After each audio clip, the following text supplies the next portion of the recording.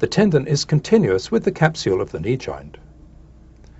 Between the quadriceps tendon and the femur is an extension of the knee joint cavity, the quadriceps bursa.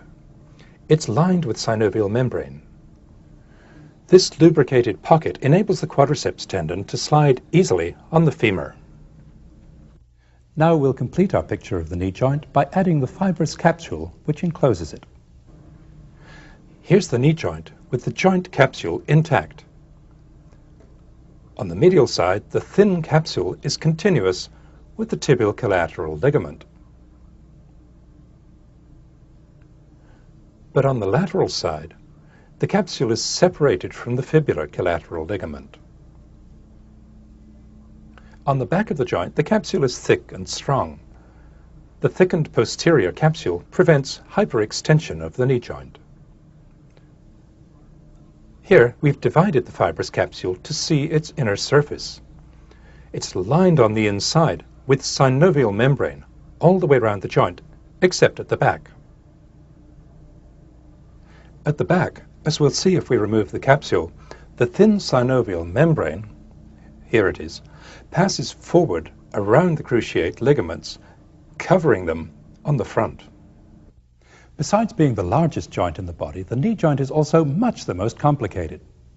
Before we move on to look at the muscles which produce knee movement, let's review what we've seen of the bones and of the knee joint.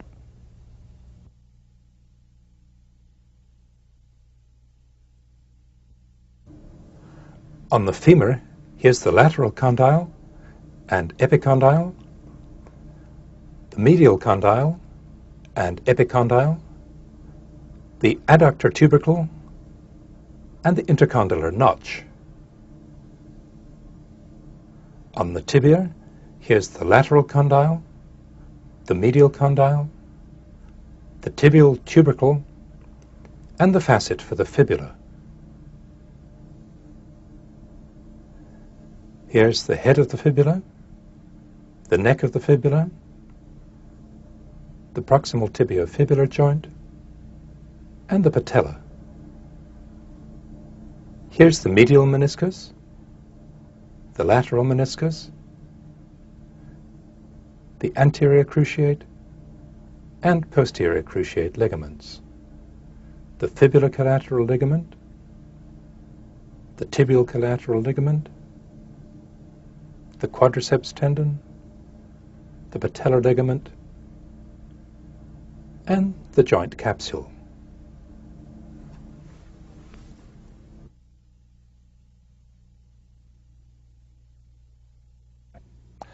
Now we'll move on to look at the muscles which produce movement at the knee joint. We've met most of them already. The one muscle that extends the knee is the massive quadriceps. We saw it briefly in the last section. We'll take a better look at it now.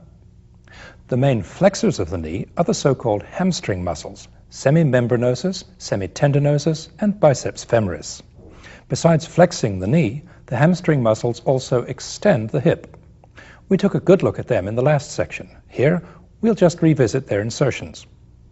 In addition, we'll look at three muscles at the back of the knee that we haven't yet seen: popliteus, gastrocnemius, and plantaris. We'll start with quadriceps. Its name comes from the fact that it has four heads. Oddly, these are named as though they were separate muscles. Three of the heads arise from the femur. They're called vastus intermedius, vastus medialis, and vastus lateralis. The fourth head, rectus femoris, arises from the hip bone. All four heads converge on the quadriceps tendon, which we've seen. We'll start with the deepest of the heads, vastus intermedius. Here it is. It forms a bulge on the front of the femur. Vastus intermedius arises from this broad area around the lateral aspect and front of the femur.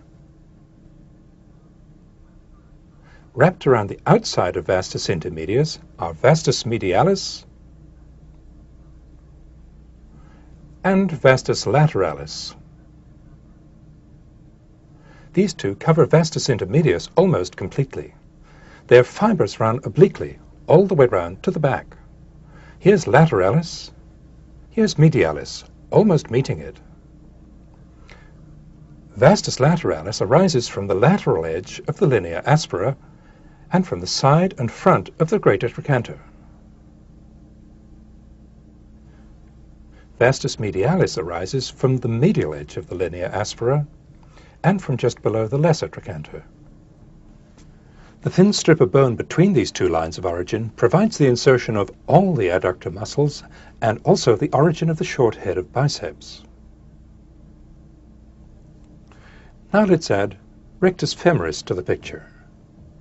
Here it is. Rectus femoris arises from the ilium just above the hip joint. Its tendon of origin has two parts, a posterior or reflected part and an anterior or straight part. The anterior part arises from this prominence, the anterior inferior iliac spine. The posterior part arises from just above the acetabulum. All four heads of quadriceps converge on the quadriceps tendon. The lowest fibers of vastus lateralis and medialis insert onto